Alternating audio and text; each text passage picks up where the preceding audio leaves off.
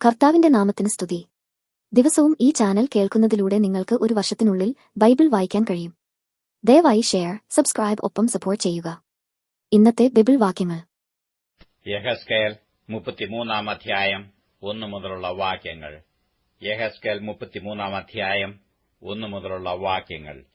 യഹോവയുടെ അരുളപ്പാട് എനിക്കുണ്ടായതെന്തെന്നാൽ, മനുഷ്യപുത്രാ, നീ നിന്റെ സ്വജാതിക്കാരോട് പ്രവചിച്ചു പറയേണ്ടത്: ഞാൻ ഒരു ദേശത്തിന്റെ നേരെ വാൾ വരുത്തുമ്പോൾ ആ ദേശത്തിലെ ജനം തങ്ങളുടെ കൂട്ടത്തിൽ നിന്ന് ഒരു പുരുഷനെ തിരഞ്ഞെടുത്ത് കാവൽക്കാരനാക്കി വെച്ചാൽ, ദേശത്തിന്റെ നേരെ വാൾ വരുന്നത് കണ്ടിട്ട് അവൻ കാഹളം ഊതി ജനത്തെ ഓർമ്മപ്പെടുത്തുമ്പോൾ ആരെങ്കിലും കാഹളനാദം കേട്ട് കരുതിക്കൊള്ളാതെ ഇരുന്നാൽ വാൾ വന്നു അവനെ ഛേദിച്ചു കളയുന്നുവെങ്കിൽ അവന്റെ രക്തം അവന്റെ തലമേൽ തന്നെ ഇരിക്കും.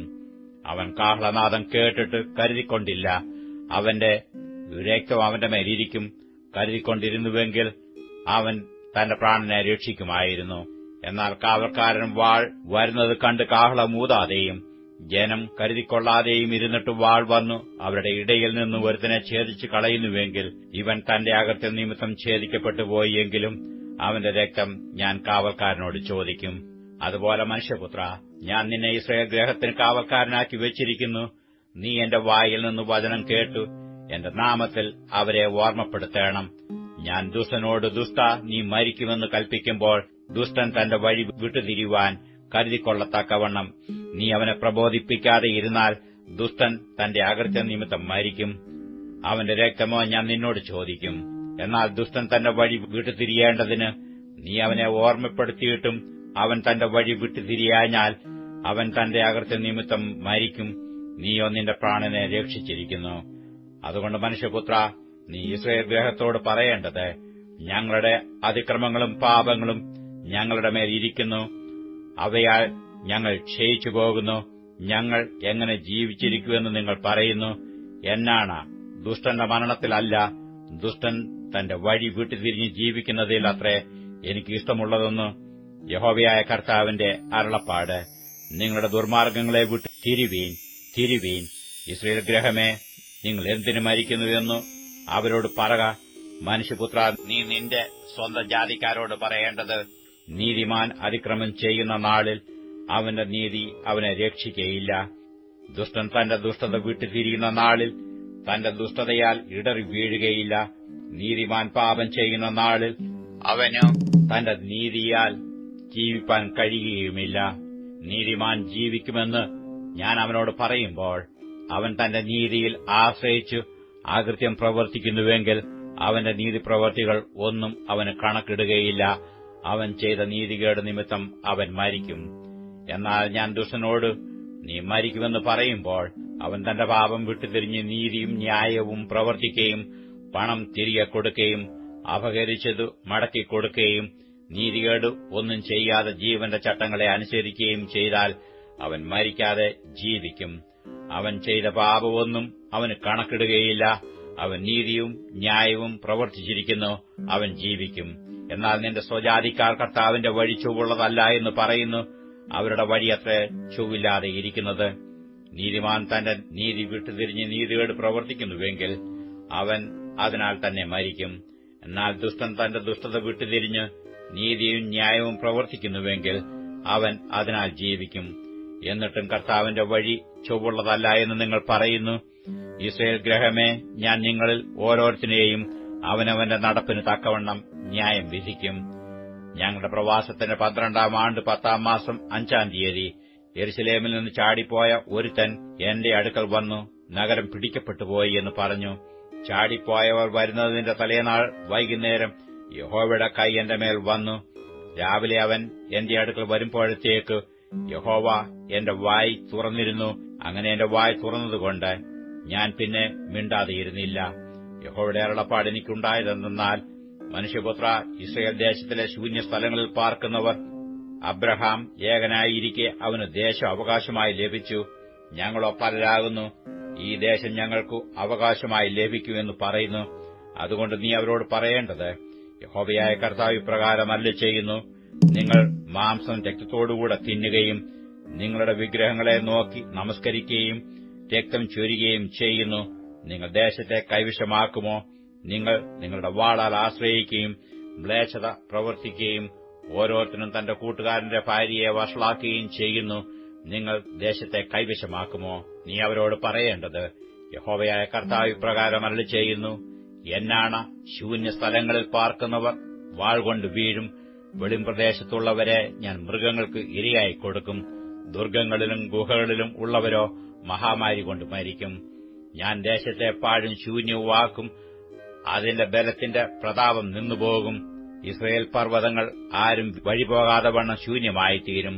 അവർ ചെയ്ത സകല മ്ലേച്ഛതകളും നിമിത്തം ഞാൻ ദേശത്ത് പാഴും ശൂന്യവുമാക്കുമ്പോൾ ഞാൻ യഹോവ എന്ന് അവർ അറിയും. മനുഷ്യപുത്ര, നിന്റെ സ്വജാതിക്കാർ മതിലുകൾക്കരികത്തും വീട്ടുവാതിൽക്കൽ വെച്ചും നിന്നെക്കുറിച്ച് സംഭാഷിച്ചു, യഹോവയിങ്കൽ നിന്നുണ്ടായ അരുളപ്പാട് എന്തെന്ന് വന്നു കേൾപ്പീൻ എന്ന് തമ്മിലും ഓരോരുത്തൻ താൻ തന്നെ സഹോദരനോടും പറയുന്നു. സംഘം കൂടി വരുന്നതുപോലെ അവർ നിന്റെ അടുക്കൽ വന്നു എന്റെ ജനമായിട്ട് നിന്റെ മുമ്പിലിരുന്നു നിന്റെ വചനങ്ങളെ കേൾക്കുന്നു. എന്നാൽ അവർ അവയെ ചെയ്യുന്നില്ല. വായ്കൊണ്ടു അവർ വളരെ സ്നേഹം കാണിക്കുന്നു, ഹൃദയമോ ദുരാഗ്രഹത്തെ പിന്തുടരുന്നു. നീ അവർക്ക് മധുരസ്വരവും വാദ്യ നൈപുണ്യവും ഉള്ള ഒരുത്തന്റെ പ്രേമഗീതം പോലെ ഇരിക്കുന്നു. അവർ നിന്റെ വചനങ്ങളെ കേൾക്കുന്നു, ചെയ്യുന്നില്ല താനും. എന്നാൽ അത് സംഭവിക്കുമ്പോൾ ഇതാ അത് വരുന്നു. അവർ തങ്ങളുടെ ഇടയിൽ ഒരു പ്രവാചകൻ ഉണ്ടായിരുന്നു എന്ന് അറിയും. യെഹെസ്കേൽ 34 അധ്യായം 1 മുതലുള്ള വാക്യങ്ങൾ. യെഹെസ്കേൽ 34 അധ്യായം 1 മുതലുള്ള വാക്യങ്ങൾ. യഹോവയുടെ അരുളപ്പാട് എനിക്കുണ്ടായതെന്നാൽ, മനുഷ്യപുത്ര, ഇസ്രായേലിന്റെ ഇടയന്മാരെക്കുറിച്ച് പ്രവചിക്ക. നീ പ്രവചിച്ചു അവരോട് ഇടയന്മാരോട് തന്നെ പറയേണ്ടത്, യഹോവയായ കർത്താവ് ഇപ്രകാരം അരുളിച്ചെയ്യുന്നു, തങ്ങളെ തന്നെ മേയിക്കുന്ന ഇസ്രായേലിന്റെ ഇടയന്മാർക്കു അയ്യോ കഷ്ടം. ആടുകളെ അല്ലയോ ഇടയന്മാർക്ക് മേയിക്കേണ്ടത്? നിങ്ങൾ മേധസ് തിന്നുകയും ആട്ടുരോമം ഉടുക്കുകയും തടിച്ചിരിക്കുന്നവയെ അറുക്കുകയും ചെയ്യുന്നു. ആടുകളെ നിങ്ങൾ മേയിക്കുന്നില്ല താനും. നിങ്ങൾ ബലഹീനമായതിനെ ശക്തീകരിക്കുകയോ ദീനം പിടിച്ചതിനെ ചികിത്സിക്കുകയോ ഒടിഞ്ഞതിനെ മുറിവ് കെട്ടുകയോ ചിതറിപ്പോയതിനെ തിരിച്ചു വരുത്തുകയോ കാണാതെ പോയതിനെ അന്വേഷിക്കുകയോ ചെയ്യാതെ കഠിനതയോടും ക്രൂരതയോടും കൂടെ അവയെ ഭരിച്ചിരിക്കുന്നു. ഇടയൻ ഇല്ലായകൊണ്ടും അവ ചിതറിപ്പോയിട്ടു അവ കാട്ടിലെ സകല മൃഗങ്ങൾക്കും ഇരയായിത്തീർന്നു. എന്റെ ആടുകൾ എല്ലാ മലകളിലും ഉയരമുള്ള എല്ലാ കുന്നിന്മേലും ഉഴന്നു നടന്നു. ഭൂതലത്തിലൊക്കെയും എന്റെ ആടുകൾ ചിതറിപ്പോയി. ആരും അവയെ തിരയുകയോ അന്വേഷിക്കുകയോ ചെയ്തിട്ടില്ല. അതുകൊണ്ട് ഇടയന്മാരെ, യഹോവയുടെ വചനം കേൾപ്പീൻ. എന്നാണ ഇടയനില്ലായ്ക കൊണ്ടത്രേ എന്റെ ആടുകൾ കവർച്ചയായി പോകുകയും എന്റെ ആടുകൾ കാട്ടിലെ സകല മൃഗത്തിനും ഇരയായിത്തീരുകയും ചെയ്തത് എന്ന് യഹോവയായ കർത്താവിന്റെ അരുളപ്പാട്. എന്റെ ഇടയന്മാർ എന്റെ ആടുകളെ അന്വേഷിക്കാതെ തങ്ങളെ തന്നെ മേയിക്കുകയും ആടുകളെ മേയിക്കാതെ ഇരിക്കുകയും ചെയ്യുകൊണ്ട്, ഇടയന്മാരെ, യഹോവയുടെ വചനം കേൾപ്പീൻ. യഹോവയായ കർത്താവ് ഇപ്രകാരം അരുളിച്ചെയ്യുന്നു, ഞാൻ ഇടയന്മാർക്ക് വിരോധമായിരിക്കുന്നു. ഞാൻ എന്റെ ആടുകളെ അവരുടെ കൈയിൽ നിന്ന് ചോദിച്ചു ആടുകളെ മേയിക്കുന്ന വേലയിൽ നിന്നു അവരെ നീക്കിക്കളയും. ഇടയന്മാർ ഇനിയും തങ്ങളെ തന്നെ മേയിക്കയില്ല. എന്റെ ആടുകൾ അവർക്ക് ഇരയാകാതെ ഇരിക്കേണ്ടതിന് ഞാൻ അവയെ അവരുടെ വായിൽ നിന്ന് വിടുവിക്കും. യഹോവയായ കർത്താവ് ഇപ്രകാരം അരുളിച്ചെയ്യുന്നു, ഞാൻ തന്നെ എന്റെ ആടുകളെ തിരിഞ്ഞു നോക്കും. ഒരു ഇടയൻ ചിതറിപ്പോയിരിക്കുന്ന തന്റെ ആടുകളുടെ ഇടയിൽ ഇരിക്കുന്ന നാളിൽ തന്റെ ആട്ടിൻകൂട്ടത്തെ അന്വേഷിക്കുന്നതുപോലെ ഞാൻ എന്റെ ആടുകളെ അന്വേഷിച്ചു. അവ കാറും കറുപ്പുമുള്ള ദിവസത്തിൽ ചിതറിപ്പോയ സകല സ്ഥലങ്ങളിൽ നിന്നും അവയെ വിടുവിക്കും. ഞാൻ അവയെ ജാതികളുടെ ഇടയിൽ നിന്ന് പുറപ്പെടുവിച്ച് ദേശങ്ങളിൽ നിന്ന് ശേഖരിച്ച് സ്വദേശത്തേക്ക് കൊണ്ടുവന്നു ഇസ്രായേൽ മലകളിലും നദീതീരങ്ങളിലും ദേശത്തിലെ സകല വാസസ്ഥലങ്ങളിലും മേയിക്കും. നല്ല മേച്ചിൽപ്പുറത്ത് ഞാൻ അവയെ മേയിക്കും. ഇസ്രായേലിന്റെ ഉയർന്ന മലകൾ അവയ്ക്ക് കിടപ്പിടമായിരിക്കും. അവിടെ അവ നല്ല കിടപ്പിടത്ത് കിടക്കുകയും ഇസ്രായേൽ മലകളിലെ പുഷ്ടിയുള്ള മേച്ചിൽപ്പുറത്ത് മേയുകയും ചെയ്യും. ഞാൻ തന്നെ എന്റെ ആടുകളെ മേയിക്കുകയും കിടത്തുകയും ചെയ്യുമെന്ന് യഹോവയായ കർത്താവിന്റെ അരുളപ്പാട്. കാണാതെ പോയതിനെ ഞാൻ അന്വേഷിക്കുകയും ഓടിച്ചു കളഞ്ഞതിനെ തിരിച്ചു വരുത്തുകയും ഒടിഞ്ഞതിനെ മുറിവ് കെട്ടുകയും ദീനം പിടിച്ചതിനെ ശക്തീകരിക്കുകയും ചെയ്യും. എന്നാൽ കൊഴുത്തതിനെയും ഉരത്തതിനെയും ഞാൻ നശിപ്പിക്കും. ഞാൻ ന്യായത്തോടെ അവയെ മേയിക്കും. നിങ്ങളോ എന്റെ ആടുകളെ, യഹോവയായ കർത്താവ് ഇപ്രകാരം അരുളിച്ചെയ്യുന്നു, ഞാൻ ആടിനും മധ്യേയും ആട്ടുകൊറ്റന്മാർക്കും കോലാട്ടുകൊറ്റന്മാർക്കും മധ്യേയും ന്യായം വിധിക്കുന്നു. നിങ്ങൾ നല്ല മേച്ചൽ മേഞ്ഞിട്ട് മേച്ചലിന്റെ ശേഷിപ്പിനെ കാൽ കൊണ്ട് ചവിട്ടിക്കളയുന്നതും തെളിഞ്ഞ വെള്ളം കുടിച്ചിട്ട് ശേഷിപ്പുള്ളതിനെ കാൽ കൊണ്ട് കലക്കിക്കളയുന്നതും നിങ്ങൾക്ക് പോരായോ? നിങ്ങൾ കാൽ കൊണ്ട് ചവിട്ടിയത് എന്റെ ആടുകൾ തിന്നുകയും നിങ്ങൾ കാൽ കൊണ്ട് കലക്കിയത് അവ കുടിക്കുകയും ചെയ്യണമോ? അതുകൊണ്ട് യഹോവയായ കർത്താവ് അവയോട് ഇപ്രകാരം അരുളിച്ചെയ്യുന്നു: ഞാൻ തന്നെ തടിച്ച ആടുകൾക്കും മെലിഞ്ഞ ആടുകൾക്കും മധ്യേ ന്യായം വിധിക്കും. ദീനം പിടിച്ചവയെ നിങ്ങൾ പരക്കെ ചിതറിക്കുവോളം പാർശ്യം കൊണ്ടും തോൾ കൊണ്ടും ഉന്തി അവയൊക്കെയും കൊമ്പുകൾ കൊണ്ട് ഇടിക്കുന്നതിനാൽ ഞാൻ എന്റെ ആട്ടിൻകൂട്ടത്തെ രക്ഷിക്കും. അവ ഇനി ഇരയായി തീരുകയില്ല. ഞാൻ ആടിനും മധ്യേ ന്യായം വിധിക്കും. അവയെ മേയിക്കേണ്ടതിന് ഞാൻ ഒരു ഇടയനെ അവയ്ക്കായി നിയമിക്കും, എന്റെ ദാസനായ ദാവീദിനെ തന്നെ. അവൻ അവയെ മേയിച്ചു അവയ്ക്ക് ഇടയനായിരിക്കും. അങ്ങനെ യഹോവയായ ഞാൻ അവർക്ക് ദൈവവും എന്റെ ദാസനായ ദാവീദ് അവരുടെ മധ്യേ പ്രഭുവായിരിക്കും. യഹോവയായ ഞാൻ അത് അരുളിച്ചെയ്തിരിക്കുന്നു. ഞാൻ അവയോട് ഒരു സമാധാന നിയമം ചെയ്തു ദുഷ്ടമൃഗങ്ങളെ ദേശത്തുനിന്ന് നീക്കിക്കളയും. അങ്ങനെ അവ മരുഭൂമിയിൽ നിർഭയമായി വസിക്കുകയും കാടുകളിൽ ഉറങ്ങുകയും ചെയ്യും. ഞാൻ അവയെയും എന്റെ കുന്നിനു ചുറ്റുമുള്ള സ്ഥലങ്ങളെയും ഒരു അനുഗ്രഹമാക്കി വെക്കും. ഞാൻ തക്ക സമയത്തു മഴ പെയ്യിക്കും. അത് അനുഗ്രഹകരമായ മഴയായിരിക്കും. വയലെ വൃക്ഷം ഫലം കായ്ക്കുകയും നിലം നന്നായി വിളകുകയും അവർ തങ്ങളുടെ ദേശത്ത് നിർഭയമായി വസിക്കുകയും ഞാൻ അവരുടെ നുകക്കഴികളെ പൊട്ടിച്ച് അവരെക്കൊണ്ട് പണിയെടുപ്പിച്ചവരുടെ കൈയിൽ നിന്ന് അവരെ വിടുവിക്കുകയും ചെയ്യുമ്പോൾ ഞാൻ യഹോവയെന്നു അവർ അറിയും. അവർ ഇനി ജാതികൾക്ക് കവർച്ചയായി തീരുകയില്ല. കാട്ടുമൃഗം അവരെ കടിച്ചു കീറുകയില്ല. അവർ നിർഭയമായി വസിക്കും. ആരും അവരെ ഭയപ്പെടുത്തുകയുമില്ല. ഞാൻ അവർക്ക് കീർത്തിയുള്ള ഒരു നടുതല വെച്ചുണ്ടാക്കും. അവർ ഇനി ദേശത്ത് പട്ടിണി കിടന്ന് നശിക്കുകയില്ല. ജാതികളുടെ നിന്ന ഇനി വഹിക്കുകയുമില്ല. ഇങ്ങനെ അവരുടെ ദൈവമായ യഹോവ എന്ന ഞാൻ അവരോടുകൂടെ ഉണ്ടെന്നും ഇസ്രായേൽ ഗൃഹമായിരിക്കുന്ന അവർ എന്റെ ജനമാകുന്നുവെന്നും അവർ അറിയും എന്ന് യഹോവയായ കർത്താവിന്റെ അരുളപ്പാട്. എന്നാൽ എന്റെ മേച്ചിൽപ്പുറത്തെ ആടുകളായി എന്റെ ആടുകളായുള്ളോരെ, നിങ്ങൾ മനുഷ്യരത്രേ, ഞാനോ നിങ്ങളുടെ ദൈവം എന്ന് യഹോവയായ കർത്താവിന്റെ അരുളപ്പാട്.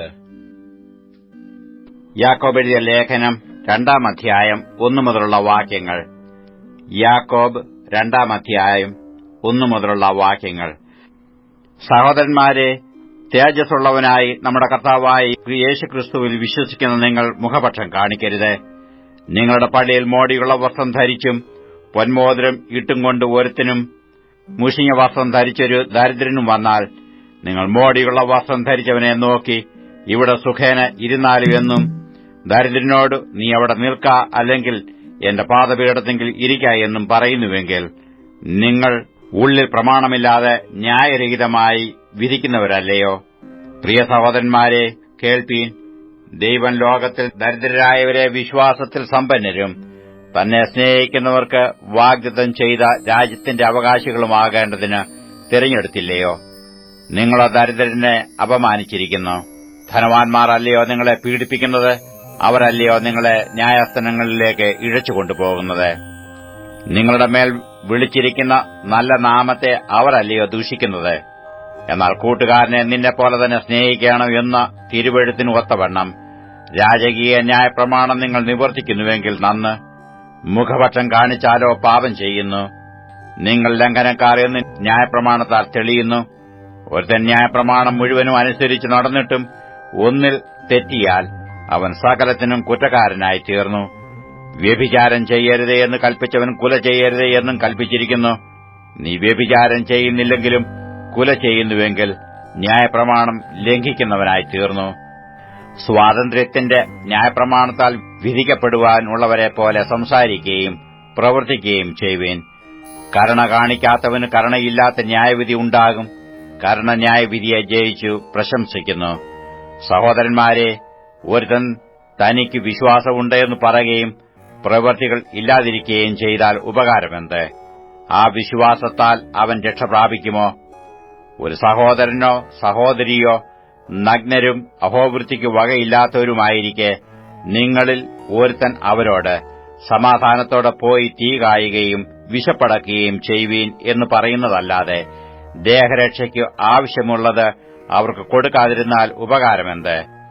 അങ്ങനെ വിശ്വാസവും പ്രവൃത്തികളില്ലാത്തതായാൽ സ്വതവേ നിർജ്ജീവമാകുന്നു. എന്നാൽ ഒരുത്തൻ നിനക്ക് വിശ്വാസമുണ്ട്, എനിക്ക് പ്രവൃത്തികൾ ഉണ്ട് എന്ന് പറയുമായിരിക്കും. നിന്റെ വിശ്വാസം പ്രവൃത്തികൾ കൂടാതെ കാണിച്ചു തരിക, ഞാൻ നിന്റെ വിശ്വാസം പ്രവൃത്തികളാൽ കാണിച്ചു തരാം. ദൈവം ഏകനെന്ന് നീ വിശ്വസിക്കുന്നുവോ? കൊള്ളാം, പിശാചുകളും അങ്ങനെ വിശ്വസിക്കുകയും വിറയ്ക്കുകയും ചെയ്യുന്നു. വ്യർത്ഥ മനുഷ്യ, പ്രവൃത്തിയില്ലാത്ത വിശ്വാസം നിഷ്ഫലമെന്ന് ഗ്രഹിപ്പാൻ നിനക്ക് മനസ്സുണ്ടോ? നമ്മുടെ പിതാവായ അബ്രഹാം തന്റെ മകനായ ഇസാക്കിനെ യാഗപീഠത്തിൽ അർപ്പിച്ചിട്ട് പ്രവൃത്തിയാൽ അല്ലയോ നീതീകരിക്കപ്പെട്ടത്? അവന്റെ പ്രവൃത്തിയോടുകൂടെ വിശ്വാസം വ്യാപരിച്ചുവെന്നും പ്രവൃത്തിയാൽ വിശ്വാസം പൂർണ്ണമായി എന്നും നീ കാണുന്നുവല്ലോ.